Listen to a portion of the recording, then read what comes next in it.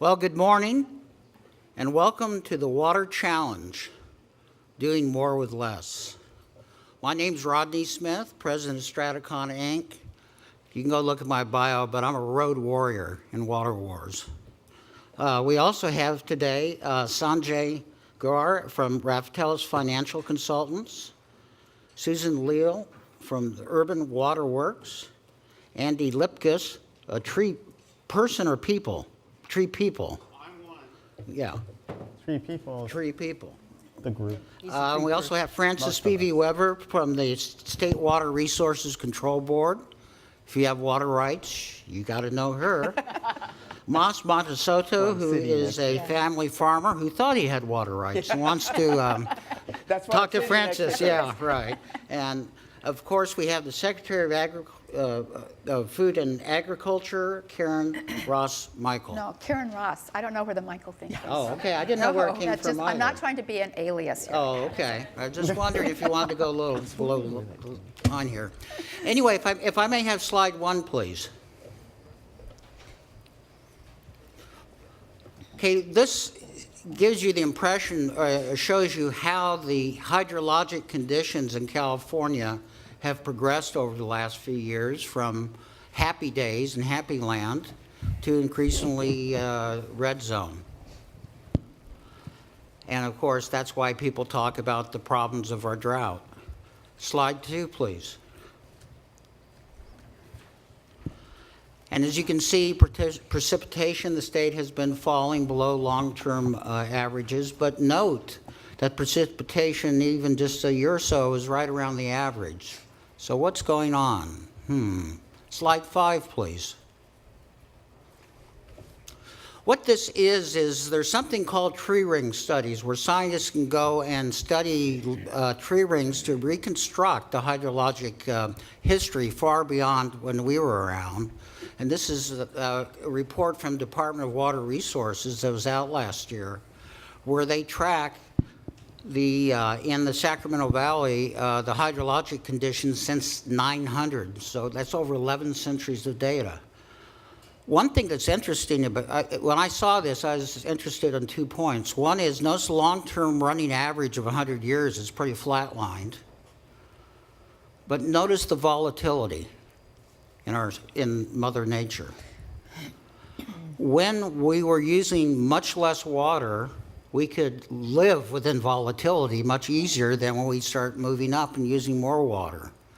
So if you do options theory or valuations, you know, you move up with volatility, there becomes a time when all of a sudden you switch from a relatively low risk world to a very high risk world. And that's where we are today.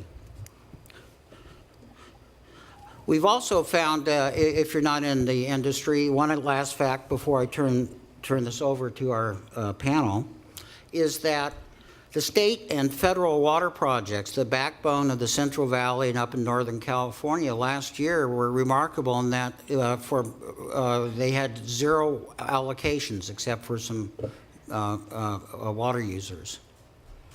This had been the backbone of Central Valley economy as well as real estate development. So there's a real change here. Geez, this is we've relied on something and it's broken. So we're doing more with less. So Secretary Ross, in light of the drought and the fact that with the lack of project deliveries in the last year, and who knows what's going to do this year, it certainly put a spotlight on the people that you are over, the farming community. And everyone, of course, looks at them as using 80% of the developed water supply. What will doing more with less actually look like for California and our food supply? Well, I think it will mean a continual change in our cropping patterns, which we've already seen, as well as continued commitment to improved efficiency. One of the things I like to point out is that what we grow in this state doesn't happen in a lot of other places. Because of our Mediterranean climate, we are the ones that grow over 90% of the broccoli, over 90% of the strawberries, over 90% of the grapes, almost 100% of all the nutrient-dense tree nuts, citrus, go through the list, 75% of the leafy greens. So from a nutritional aspect, Those are the crops that have the highest value, and water will move where the most economic return will happen. And hopefully we'll be able to continue to also be a part of meeting the nutrient needs of people here and around the world. One of the statistics I like to use is a 40-year period between 1967 and 2007, where applied water use in agriculture declined 14.5%, but the productivity for every acre-foot of water used increased over 85%. I think with technology, we will continue to see those kinds of efficiency gains, in fact, improve. Sensor technology, the use of weather stations, which is already pretty prevalent, the ability to bring many, many data points on evapotranspiration, humidity in the soil, temperature, what's happening in plants by plant as opposed to block by block. All of those kinds of things will feed into, hopefully, user-friendly, real-time data so people can continue to optimize that resource for economic productivity and improved quality and improved environmental outcomes. In terms of the write-up for this session, you know, we had water pricing, commoditization. What you can already see is there's a great investment opportunity in technology and change, as well as moving water around, which gets, if you want to move water around this state, you got to meet Francis from the state board. In fact, what's interesting, one of the tenets of Western water rights is first in time, first in right. So seniority matters. It's sort of like, you know, a senior debt holder versus a junior versus subordinated. And of course, that's a bedrock, not only of water law and law school, but for investors. And so, am I right, Francis? This is probably the first time the state board has had to actually get inundated with administering a priority system, and what did you learn from that experience? And do you think you really have enough infrastructure at the state board to think we can support trading? What are we learning, not what did we learn? We are learning every day. And what we started with just in November, or in February, we started with the water rights system controlling surface water rights, and we were administering it. By the end of the year, in September, groundwater had entered the picture. There was new legislation for groundwater, and so we are moving into a world where water, both at the surface level as well as at the groundwater level, will be managed together in the future. And that's going to be a huge learning experience for everyone, absolutely everyone. We don't have a priority system set up for groundwater, but there will be a need, and in fact, many of the local folks are looking at how they will manage groundwater. So what are we learning? We're learning that we need a lot more tools. We don't have meters in many, many areas where water is used, and without meters, you simply don't know what's going on. We have done curtailments, and actually you can bring up slide number 11.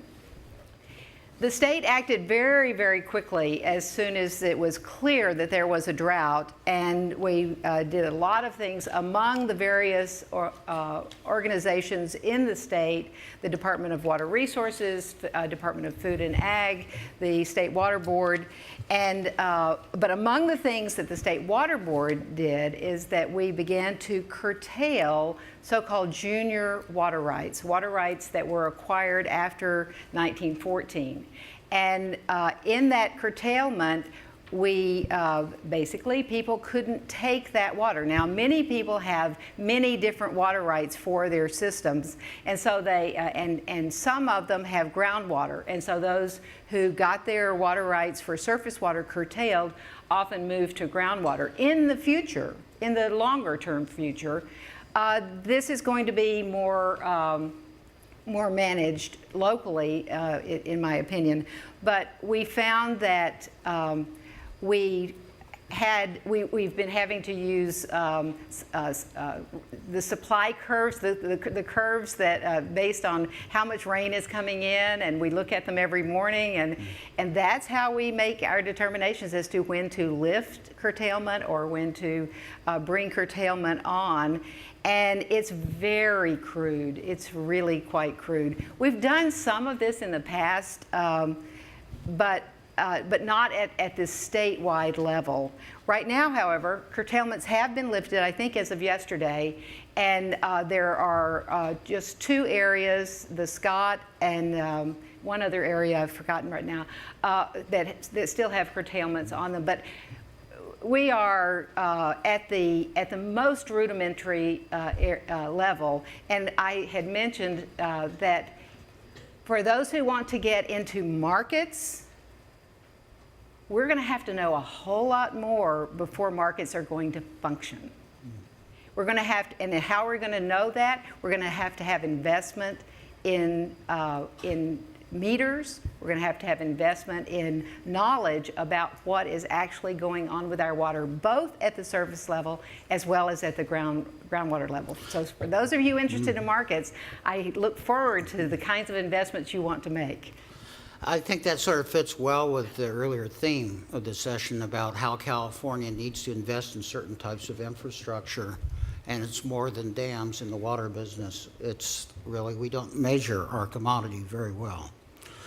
Moss is a guy who sort of is out there, literally, he's at ground zero, actively engaged in farming, and relying on these projects that were just empty last year. Have you changed your view of the world about these water supplies at all?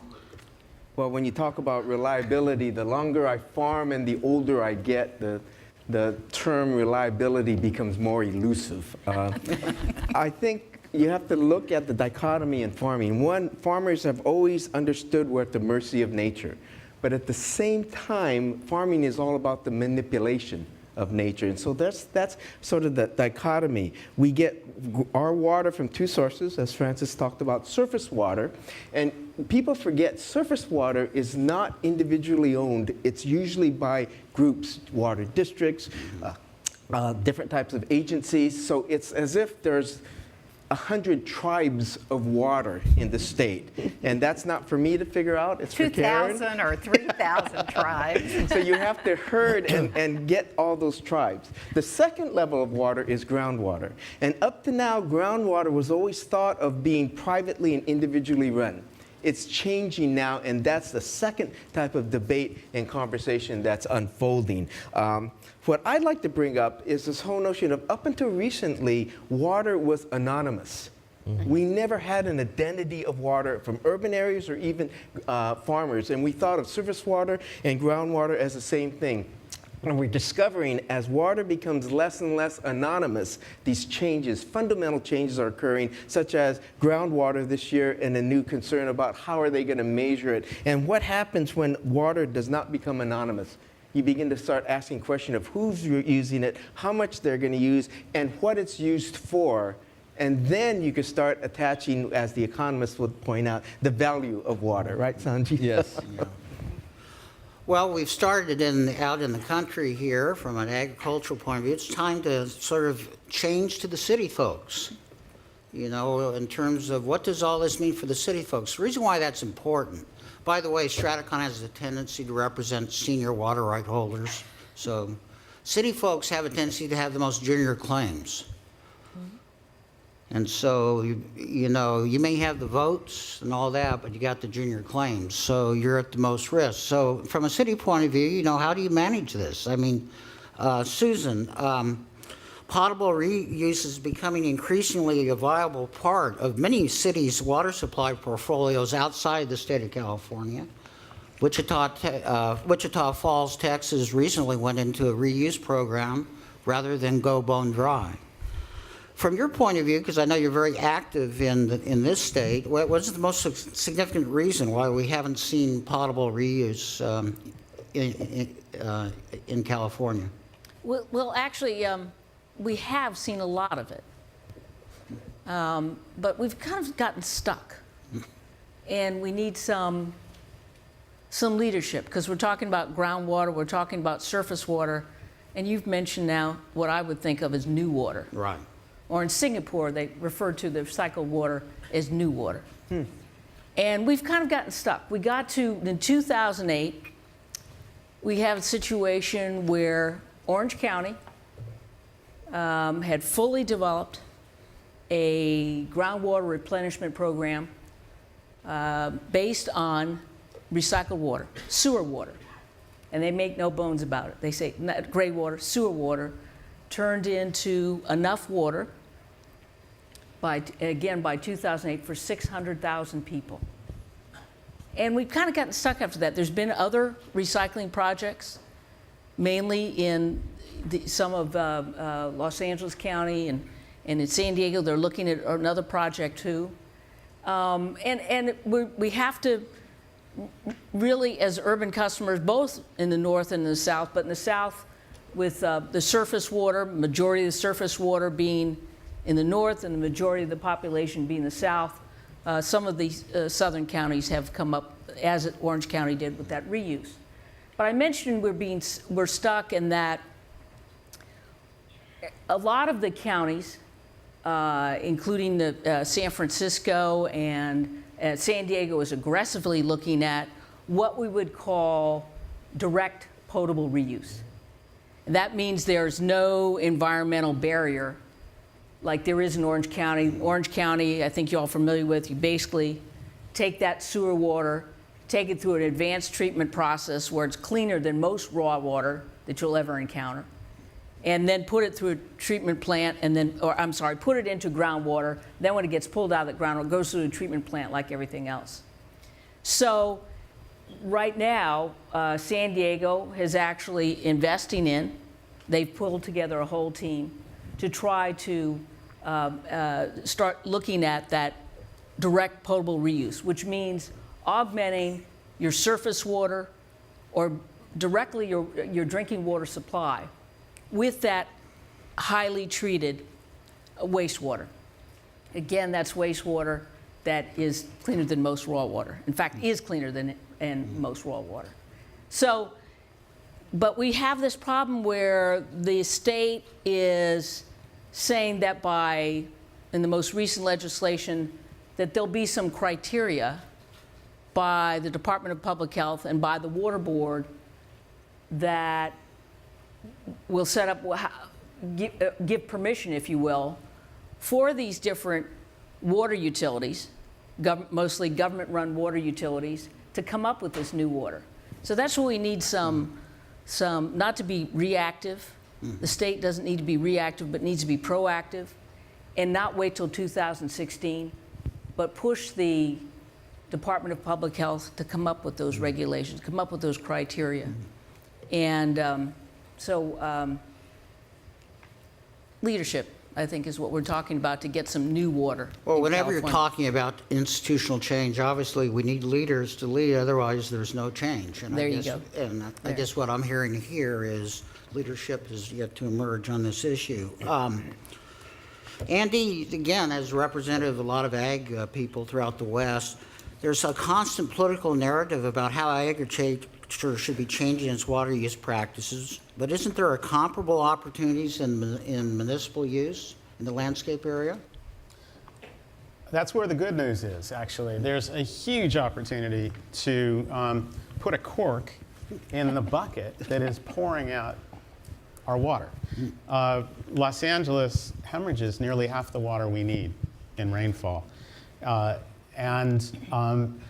This isn't conjecture. I just returned last week from taking a delegation of 16 California water leaders, from Felicia Marcus, the head of the State Water Board, to Nancy Sutley, new Chief Sustainability and Economic Development Officer for DWP, city, county people across the state went to look at the model for us, Australia, who 2 years ago finished a 12-year drought. A drought that was so severe it nearly took out the country, and their response to it, from governmental to people, is an incredible model. And by the way, I should honor the fact that the Consul General of Australia is sitting right here in the front row, and they're amazing partners. And also in the room, representatives of Boeing, who has, it may sound really odd, but they have underwritten Tree People's research into Australia's water solutions for the last 4 years. And it is significant. They, through a combination of incentives and disincentives, move the population to go to radical conservation. So in a city like Brisbane, they dropped their water use from 80 gallons per person per day to 33. Wow. And in a very few years, and they did it, as I said, with providing incentives, plus the threat of penalties and public flogging. But not really. I'd like to show a couple. If you can go to slide 7, you're going to see one of the solutions that was deployed across the country. So they took a countryside tradition of tanks. That bottom picture is, these are all shot in the last couple of weeks. This is a family with standing in front of their 30,000 gallons of storage from their rooftop. The upper left is a condo-sized rain tank. This is a cistern that's 5,000 liters, about 1,100 gallons. Fits in a very small space. We're not talking about rain barrels, 50-gallon thimbles here. We're talking about real significant rainwater harvesting.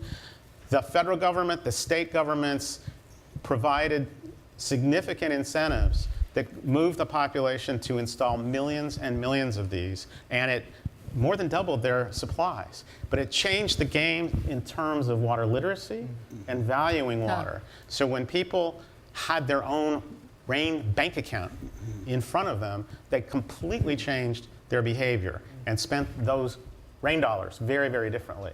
I'll go on, I think, further in the next question. I have a quick question for Andy. Yeah. How did the farming community reach that tipping point? Was it through flogging, or what was? How did they? You know,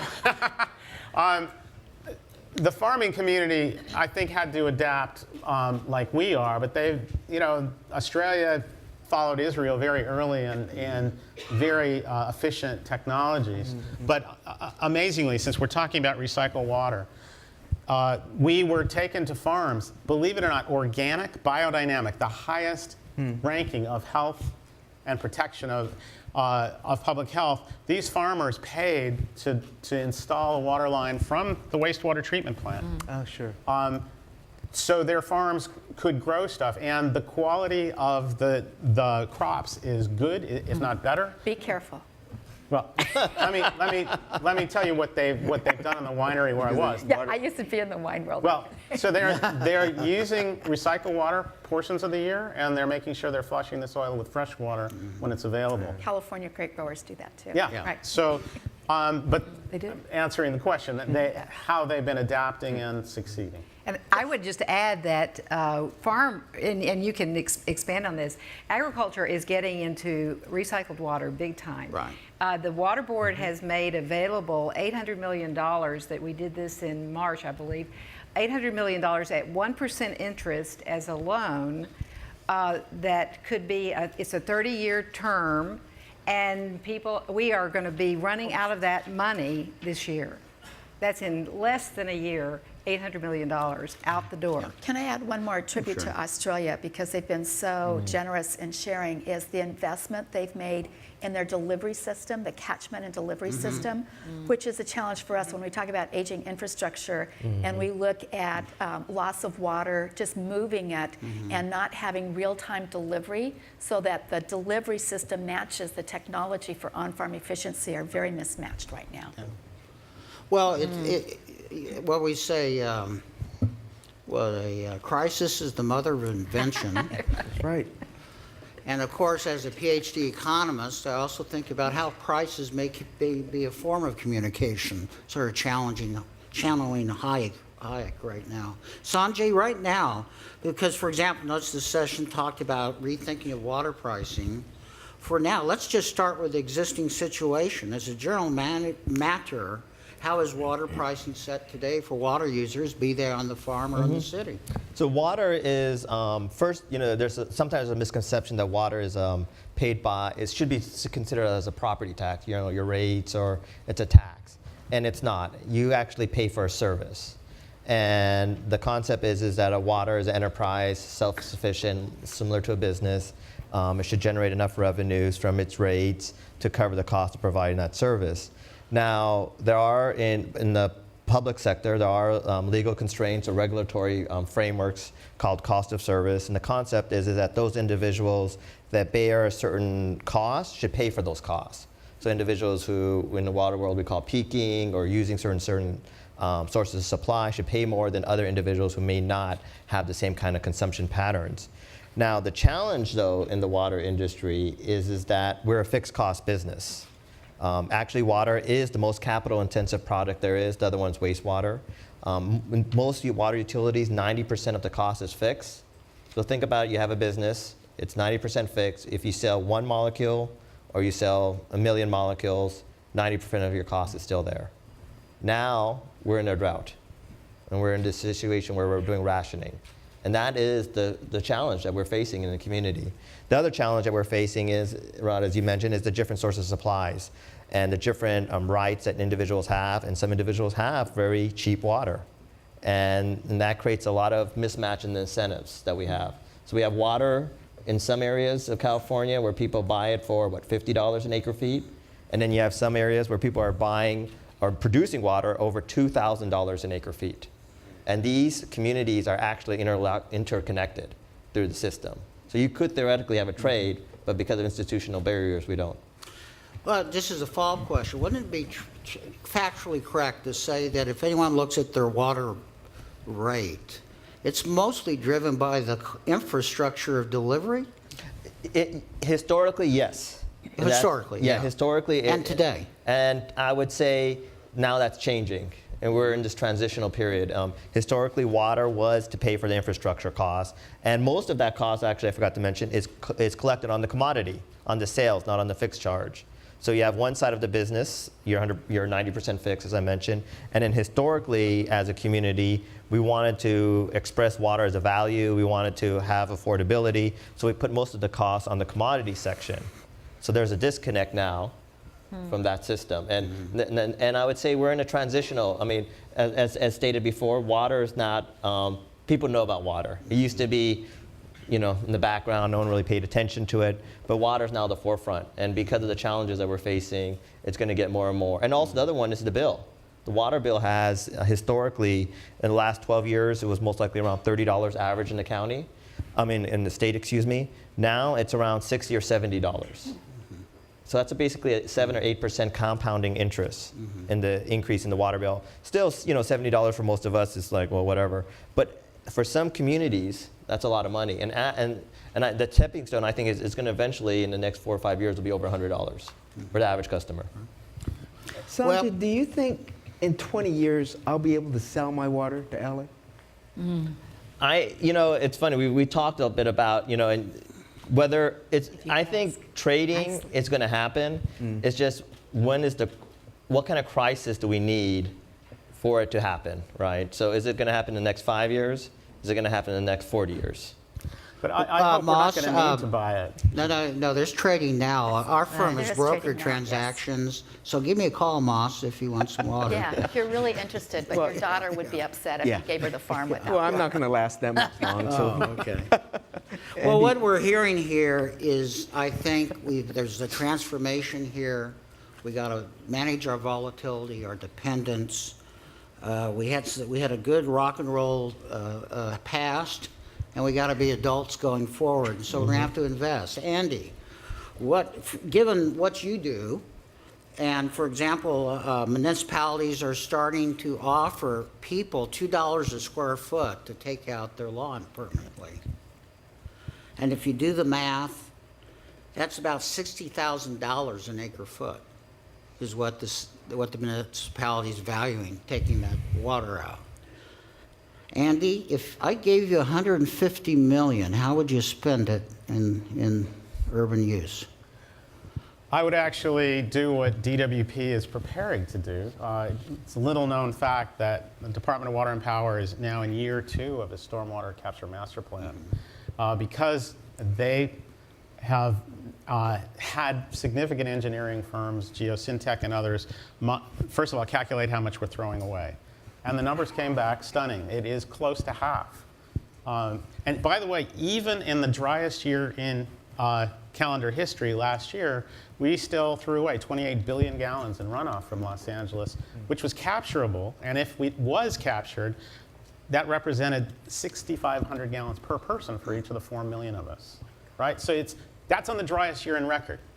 So it rains here, and we don't see it, and we throw away huge volumes. So DWP. So you're talking about stormwater then? Stormwater. And so they're preparing to invest in groundwater recharge and treating the aquifers. We need to do all of that. It's all on the table. But Jim McDaniel, the head of water, just in April, after looking at the feasibility of bringing together the stormwater agencies, the wastewater agency with DWP to cooperate that makes this stuff economically feasible instead of single purpose, he declared that he believed that now the fastest way to bring significant new supplies online in LA is through integrated distributed rainwater harvesting, like they did in Australia. So they're deep in the plan seriously. They're hoping to see at least a 30% increase in local supplies from that. That's huge. And we believe it's the most cost-effective way to do this because we're also having to deal with stormwater pollution. We're also having to deal with new intensified flooding because of the climate changes. And so if we coordinate and smartly invest our dollars, it opens up the ballgame. I wanted to just flip over to because you mentioned bills and what Moss said about the new and no longer anonymous water. If you bring up slide number 9, this is a water bill from the city of Melbourne from one of their water agencies, Yarra Water. And you'll see that you can't read the fine print, but the thing to look at is all those the column with one person, two people. What they did is start making water use very real for each family. So what you're seeing there is how many gallons per person per day based on what your water use was that month. And then you're compared with your neighbors, anonymously in this case. But everyone wants to do good. Everyone thinks they're doing good until they get real feedback. And when they got the real mirror, boy, did it change. But they're not just doing this. Their new investment, and go to slide number 8. Check this out. This is in a kitchen in a new development. The kitchen, and all the kitchens have these monitors. This monitors electricity, gas, and greenhouse gases, but this is the water screen. And you'll see mains water, recycled water, rainwater, hot water. Not only is water no longer anonymous, what we were stunned by is that the population's literacy has really jumped. And just like the Eskimos have 100 names for snow, Australians in cities and in the country now have multiple names for water. They're very clear about recycled water, rainwater, well water, or bore water, and they're using all of that. And in all new developments, Purple Pipe is being delivered to every home. So Purple Pipe recycled water is providing water for landscape, for laundry, for toilet flushing, right into the house. There is the leadership and a big leap. And this is, for them, it's no longer the future. They are horrified when they hear that we throw away the rain. They can't believe it. Just clarification, was that's an Australian example you were giving? All of what I'm talking about happens to be Australia because they've been investing so seriously, not just during the drought, but now they're going deeper. So rainwater was initially being installed for, again, to plumb to the toilet and to the washing machine and for use in the landscape to keep their home crops and greenery alive. Sanjay, I know you have something to share. I think this is great, Andy. I mean, what I see in the industry is, as an industry, we've done a relatively good job in pricing water, I think. There are some more challenges ahead, but information is what's really lacking. A lot of utilities bill on a 30-day cycle or on a 60-day cycle, so you get a bill. And during a drought condition, such as in Santa Cruz, for instance, Santa Cruz is in a drought, and people can only use 9 units. Once you go above 9 units, a penalty comes in at $25 per unit. And then once you go above that first unit, it's $50 a unit.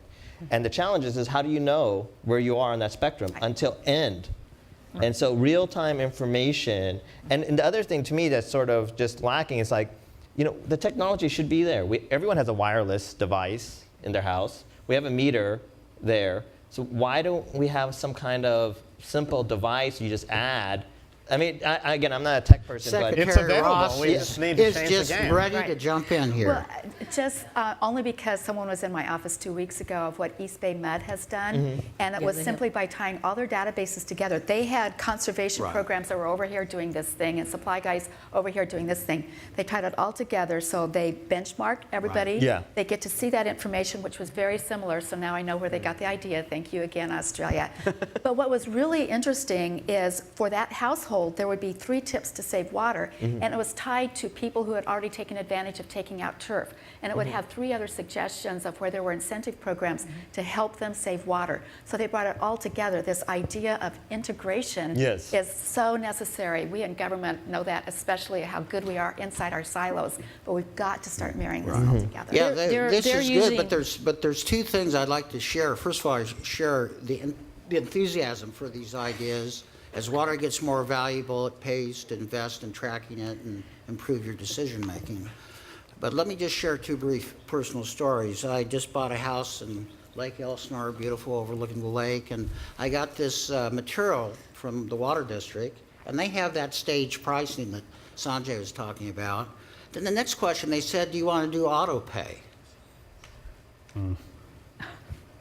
Wait a minute. If I do by the way, I do auto pay, but if you're auto paying, you're sort of, what's all this Correct. stuff about No that? feedback. There's No no information. feedback. So that's an interesting sort of tension. And then I guess about these ideas. And then the second one is there's some work being done at Claremont Graduate University Economics Department, Behavioral Economics. And they just finished a study for Southern California Edison and electricity. There's something in the literature called left digit bias. And what that means is when someone looks at a bill, they don't really focus on it until the left digit is above some number.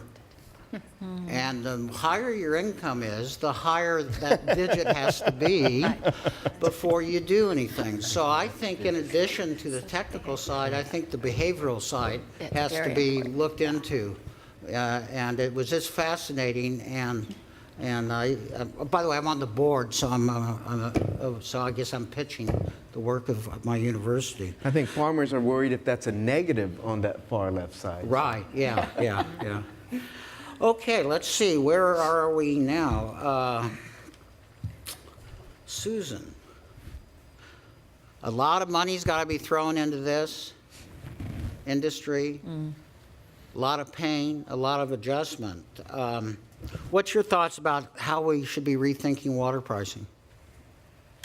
Well, I think the reference that was earlier made by the Secretary about these different informational, and I think you made it as well about these, and then the case from Australia, that I believe the East Bay Mud, the Alameda County water utility, I believe they're using a group called WaterSmart. And it's a private company that has just started getting going, and I think they have a pilot with East Bay Mud, and there are a number of other smaller water utilities. They've just been around for a couple years. And I think that information is going to be key. I don't know if when we get into information and we get into about how much water use, I don't know if we really want to start focusing on our water footprint like we do on our calories. You know, for example, you go into some places, some cities now, they'll tell you if that burger is, how many hundreds or thousands of calories, and maybe they have to have next to it that it's also that 8 ounces of beef is 630 gallons of water. So I guess it comes down to, and you're talking about pricing, how much are we prepared to, and you were talking about how we're getting to higher nutrition with less water.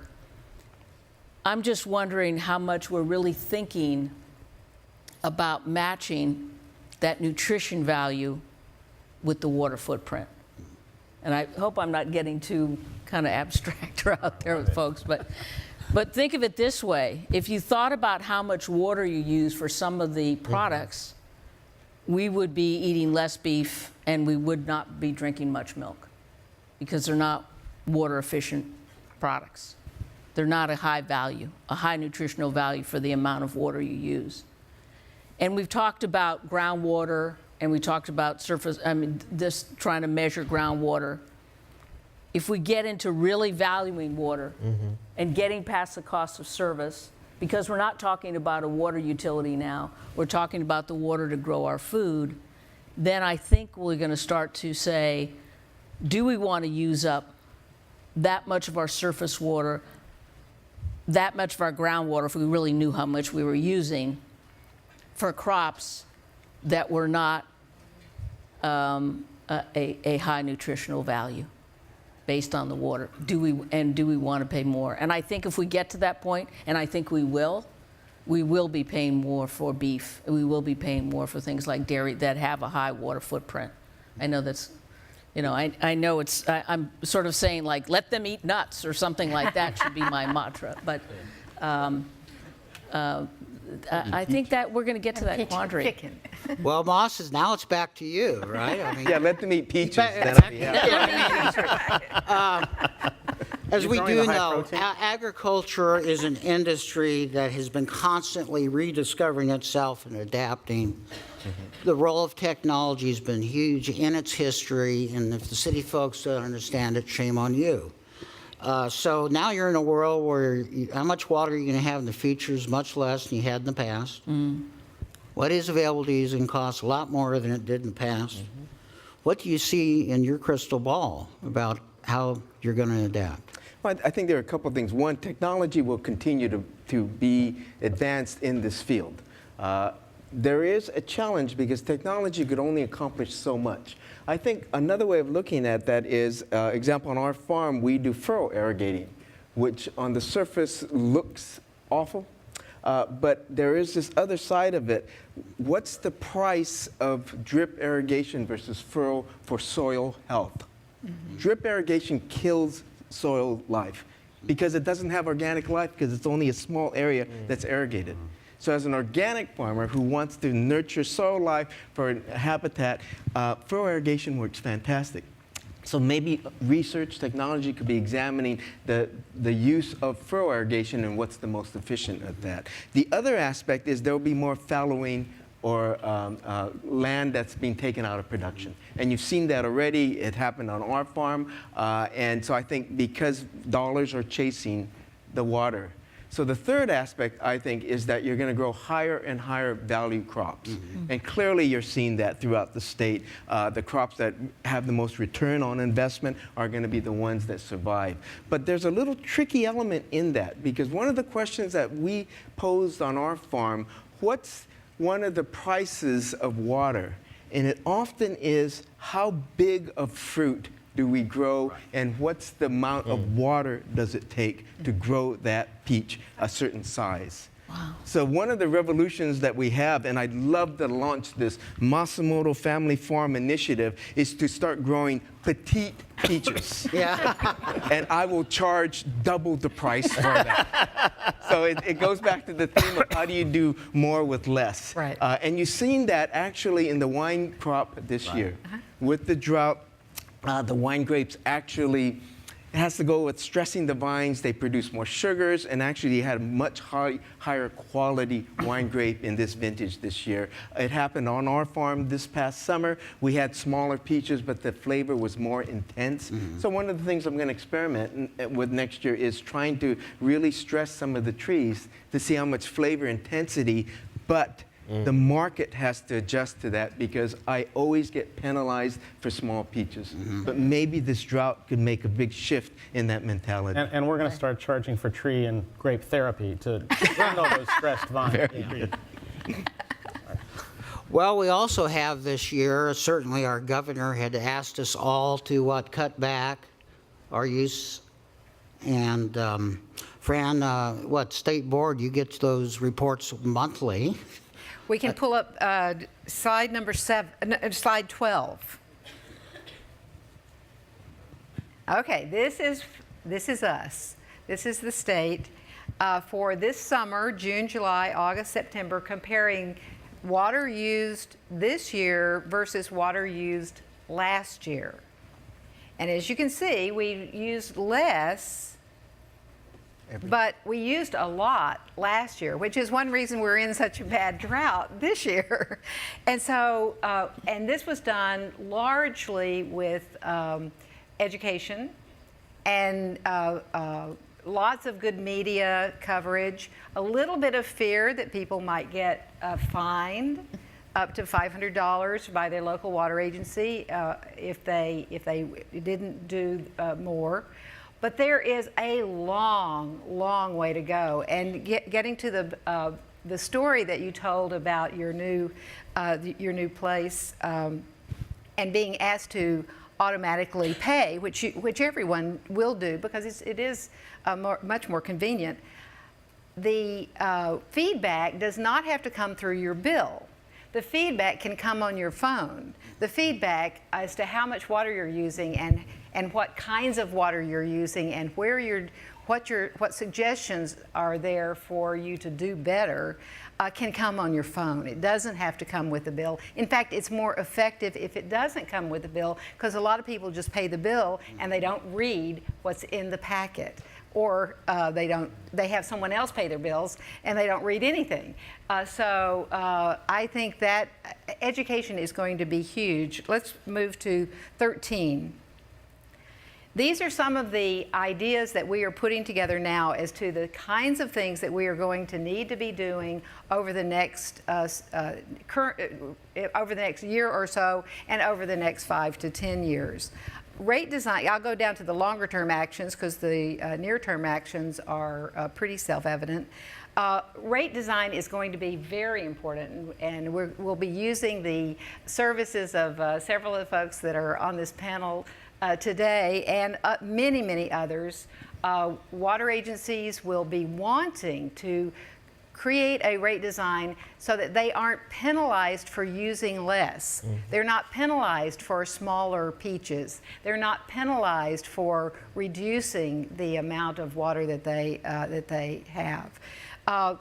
Water and energy synergies. We need to be working with the energy companies. We need to be working through the cap and trade program. There's a little tiny pilot that was done this year with cap and trade in agriculture as well as in urban areas, and we need to be doing a lot more of that. We need to be doing the rainwater capture, stormwater capture, and reuse, which Andy's been talking about. Installation of meters is going to be hugely important if we want to get to markets in a big way. Large-scale recycling, again, hugely important. All the things that have been talked about on this panel, very important, and they all can and will work together.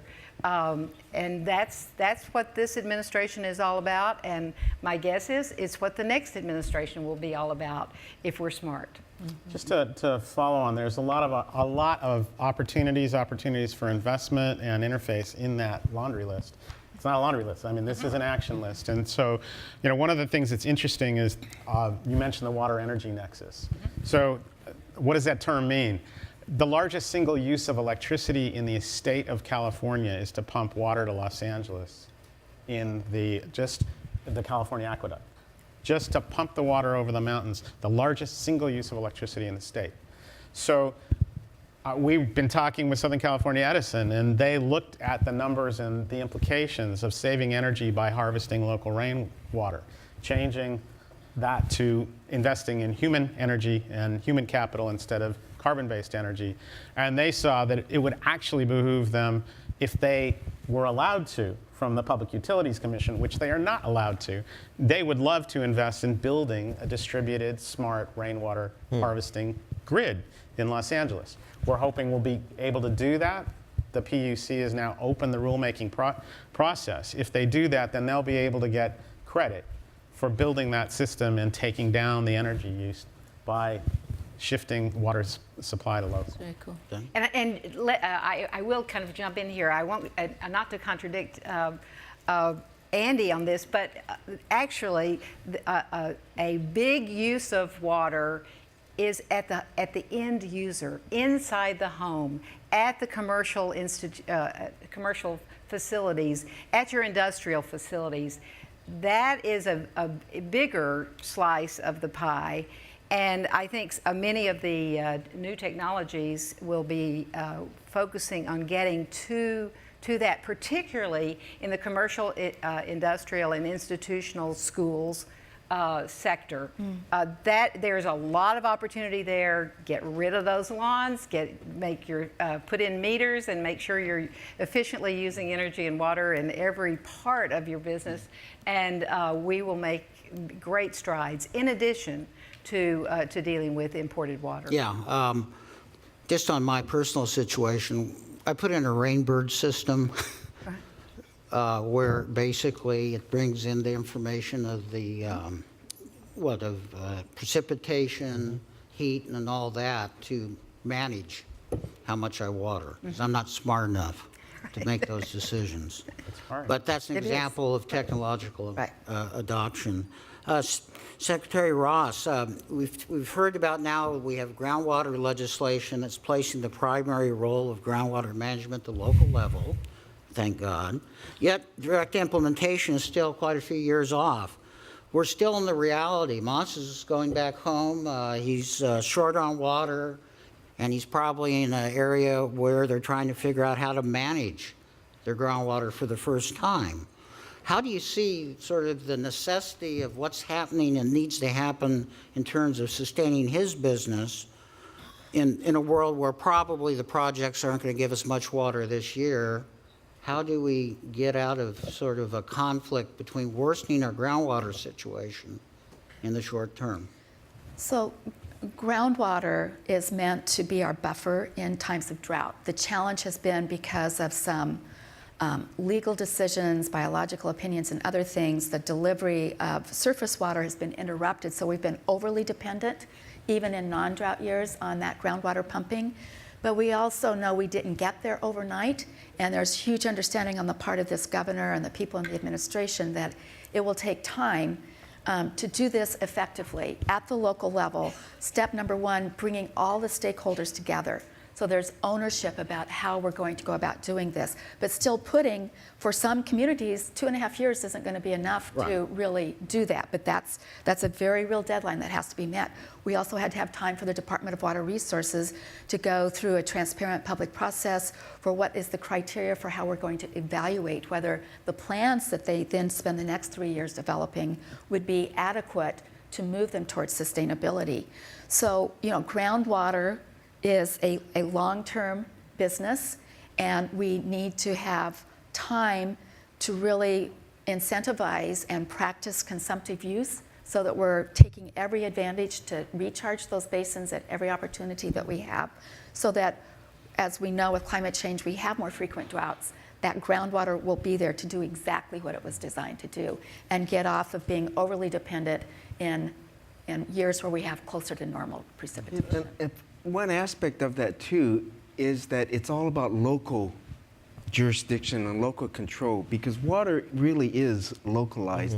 And we don't think of the state in terms of watersheds. And what watershed do you belong to? And I think that's part of that new water identity. Yes. I think we all need to start establishing. And Right. that was the fundamental principle for the administration, is Right. that the state is too large and too diverse to do one size fits all. That's why I said thank God on that one. Because, by the way, again, Australia, I was down there 15 years ago to give them some advice on transformation out of their socialist institutions, and they were into catchments. We don't even have that concept here today. Well, that's a watershed. I mean, it's the same term. Yeah, sort of, Yeah. yeah. But the catchment is really important part of the management for them. We know we're in a watershed, but we don't manage it that way yet. We're going that way. Sanjay, why don't you and I be sure that Fran retains this on water rate design? So what's your thoughts about how can we bring in the economic value of water into pricing? Well, I think before I answer that question, just step back and ask ourselves, what do we use water for? What are the different facets? So the challenge is that we use it for health and safety. It's a necessary good, as we know. We use it for outdoor needs, for having for lawns. We also use it for aesthetics. We use it for outdoor, such as soccer fields, and then we also use it for commercial use, for farming. And so the challenge is now, how do we price water given the limitations that we have, and also to make sure water is affordable for basic health and needs, and also we collect enough revenue during all this volatility. And so some of the new kind of rates that we've been developing in the community, and one of them is actually in El Salvador Valley. We're working with them right now. And another one's El Toro Water District, is what we call a water budget rate structure. And a water budget rate structure is where you define efficiency. And that's what we've been basically hinting at throughout this whole panel, is to promote efficient water use. We're not asking people necessarily under normal conditions, we're not asking people not to change their lifestyle. We're saying, given your lifestyle, how much water should you use if you're efficient? If you're a person, a household of 3, you have a certain lot size, you have this much to irrigate, how much should you use? And then try to make us, within reason, within the framework that we have to work in cost of service and legal framework, price it so that water is affordable for health and safety, the indoor needs, moderately more expensive for outdoor needs, and then progressively very expensive for what we would call wasteful or excessive needs. And the concept is that the marginal price of water would be reflected in the wasteful needs. So the desal plant, recycling, stormwater catching, that would be all funded in the higher tiers. And then the idea is that revenues generated in the higher tiers would be put in set aside in a special fund to fund that. So those individuals who are efficient with their water needs would necessarily not see that much of a bill impact because they're basically doing a good job. And those people who are considered wasteful, and we would use, people in the water industry use the word wasteful or unsustainable. So there's that terminology. It's political. Some board members don't like that. Some people do. But the concept is again, that's paid in the higher tiers. So I think that's the future, where we're showing the marginal cost of water in the higher tiers, and we're not looking at costs that we already incur. Usually as a water district, we say, well, what's my cost right now? And this is more progressive and saying, what will my cost be if people continue this pattern and consider the climate that we're about to enter in? What are the costs that I'm going to experience in the next 5 or 10 years? And how can I start collecting that revenue now and give that information to customers? Because maybe customers are willing to pay for it, or maybe they're not. And it's an opportunity now for customers to tell us, yes, build that desal plant. I'm willing to pay a lot more because I want to still water my grass. Or maybe, you know what, I'm willing to change my lifestyle and I don't want that desal plant. Well, we have monopolized our time thus far. And being from the University of Chicago, I love competition. So, the floor is, please raise your hand and speak loudly. Sir, in front. Is there any role for desalination? Is the plant being built in Carlsbad or some other proposals? So everyone can hear you. Okay, I'm sorry. I asked, is there a role for desalination in addressing the issues? Yes. There is a role for desalination. We're working now very hard, and hopefully we'll adopt regulations for desal so that the playing field is more level. It's clearer as to what people have to do in order to do desalination. But desalination is expensive. It's the most expensive form of water, and so many communities and many areas will choose to go for conservation or for stormwater capture or recycled water first before they are, in a way, forced to move to desalination. Because when they move to desalination, they will pay higher rates. And that's the thing that is most limiting to desalination, not the technology, not even, in my opinion, regulations after we adopt those in the spring. The big question will be, what's the value of supply reliability? Yes. Whether or not the cost, that you're talking about, yes, it's above something else, but if it's more reliable, what's the premium for reliability? Right. That is something I think within 5 years we'll have a lot of data on. Well, and especially in agriculture with more and more permanent crops, all of a Right. sudden the value of reliability for that huge capital investment starts to change the discussion. Yes, in fact, we did see that this last year. What was it? Rosedale Water District had up for auction was about 10,000 acre feet of water, and what the winning bids were over $1,000 an acre foot, and they're all ag users because they're protecting their trees. Now, that doesn't mean they'll pay $1,000 year in, year out for water. They would maybe not plant the trees, but more and more people are sort of getting slapped into thinking about these things. How much is it worth to you? I know. There's more answers, though, on Okay. that. So data from Australia, because California see the water sitting out there, it seems like it's a piece of cake, just desal it, pump it up. It is extremely energy intensive. The really great stories from Australia are counterbalanced by some cautionary tales and a lot of learning that's happening. And in year 10 and a half, when everybody was freaked out in Australia, they turned on the switch for building billions of dollars worth of desal plants around the country. Except in Perth, the one city that is completely dry, none of those plants are operating because people have done such a good job in conserving that they don't need them. Now, they're there as an insurance policy, but they doubled the price of water across the country. Every state government was thrown out of office because of people being so pissed off at that investment. In the longer term, it's starting to be appreciated again. Instead of being thought of as a mistake, now it's an insurance policy. And so the reliability side is there. But we just interviewed lots of water leaders, and they said it's appropriate, but don't throw everything at that because it's not going to be available right when you need it. Put some in it. Invest moderately in that. It's really your last investment. And make sure you invest in everything else. And the other thing is it's not an investment in economic development, where other options that begin to really invest in conservation. And by the way, I do want to say that water use is so important. Here, 50% of the water in Los Angeles is used in landscape. Right. And 70%, up to 70% across Southern California. I didn't answer your question, but that investment is now, LA is offering $375 a square You're starting to filibuster. right. This gentleman. Hi, stop. is this Because on? we got 13 minutes. We're a plumbing materials supplier, and we've supplied thousands of homes this year. There wasn't one gray water system in any of those homes. What's the plan on changing that?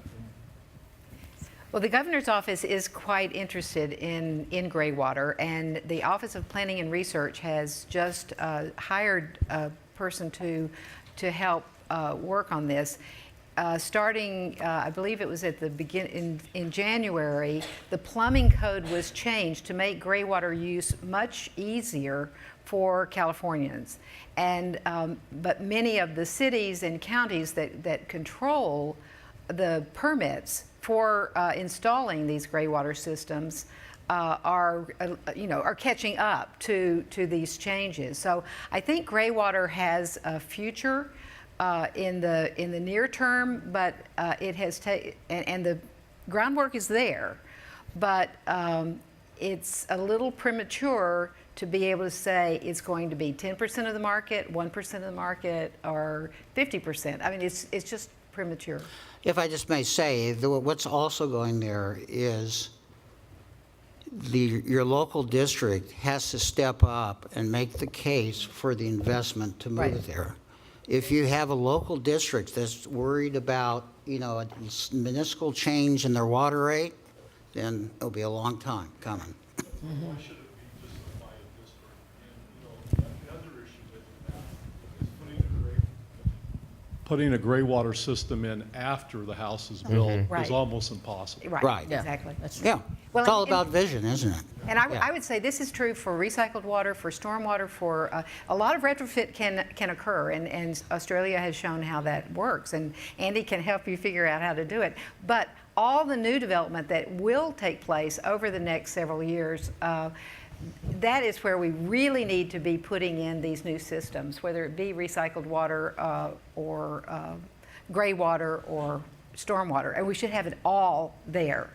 So building on top of that, we work with a lot of multifamily developers here in Los Angeles, many of which are exploring gray water. They're very interested in sustainability. But I'm curious, Andy, what you learned in Australia, if you're just storing water on site, you've got to treat and filter that water, otherwise stuff starts to grow in it. And so that's been the challenge, NSF 350, et cetera. Can you talk a little bit about how we might cost effectively use that water that obviously is going to be such an important part of our profile going forward? Well, I think the general rule here with gray water is you don't store it. You use it right away. You put it in mulch. We need to actually be increasing soil moisture. I concur with Moss, and if I have time, I'll get into the other cautionary tale about how they lost their trees and parks had a huge impact on public health in the cities.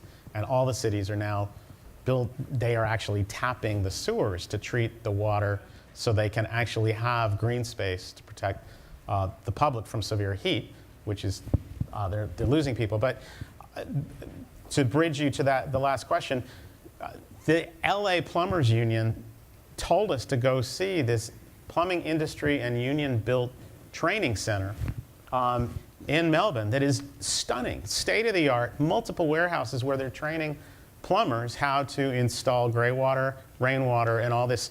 The issue with gray water is the fears of public health and technology. So they there have filtration systems. These are still expensive, state-of-the-art, where you can treat it, then store it. But I encourage you to go and see it. We can point you in the right direction. They actually have an American flag on the center along with an Australian Canadian flag because apparently we helped invest in creating it. Sir. I'm surprised that we spent an entire hour talking about water without talking about the largest water infrastructure project proposal in the state, which is the Bay Delta Conservation Plan, $25 billion. Delta's been the backbone of the state's water supply for half a century. The governor is championing that project. I'm just curious to hear your thoughts on that project and the future role of the Delta in our state's water supply. Well, Fran? Well, Fran and Karen, we have the governor's position is our position. It's a huge project, and right now it's going through environmental review, and it's had to go back and do some retooling of the environmental review. We'll see how that comes out. Everyone's taking this extremely seriously. It is a high priority for the governor. It is not a short-term solution. There are many shoals before it happens, and so the main focus right now is making sure the science is right, making sure the financing is understood, making sure that we know what we're buying, what we're building, and we're still in the midst of that. So I support the governor on his priorities, and I assume Karen does. Well, of course I do, because our Delta is this fragile ecosystem, and it's broken, and we need to invest in ecosystem restoration and ensure that we can continue to move water in our very highly engineered water infrastructure. I mean, that's just a fact of life. We have a very engineered system, and I've had people express concern that with all the other things we're doing in water, and we are doing a lot of things in water, people are very concerned that the focus will be lost on this very long-term solution. But the reason the governor asked us to prepare the California Water Action Plan that was released in January is that there are comprehensive integrated sets of things that we can be doing over the next 5 years that would improve our resiliency, make sure that we're planning for drought in a changing climate, and not lose focus on this very long-term project. So there's a lot of investment that's already been made. Metropolitan Water District expressed that to me just again the other day, that's being made in this long-term solution. And as long as he's governor, that we will continue to have a lot of work going into that. But also, he wants us to walk and chew bubblegum at the same time and make sure we're investing in these actions that we can actually do over the next 5 years to improve our resiliency. And it's important to note that this is really for efficiency of moving the water and not harming wildlife in the Delta. That's what the big project is designed to do, not to create a lot of not to create new water. This is not new water. So Andy's ideas and recycled water and conservation are all going to be needed with the BDCP. One of the benefits of having a blog is you have stuff in writing.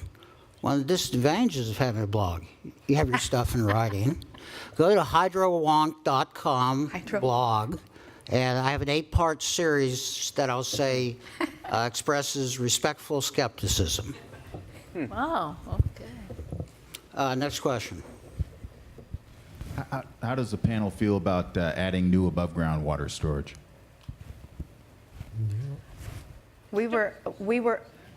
I was enthusiastically working with my colleagues on the water bond, which was informed and crafted around the water action plan to make sure we weren't just focusing on one thing, because there's no silver bullet for the water situation. So the ability to capture more snowpack on those years where hopefully this will be one of those years we actually have it, to feed our system throughout the year is very important, but it's not the only solution. And you've heard a lot of ideas about everything that we need to do in an integrated resource management approach for our water reliability. And I would add to that storage, Andy's talking about storage. Huge amounts of storage. Recycled water is about storage. Groundwater is about storage.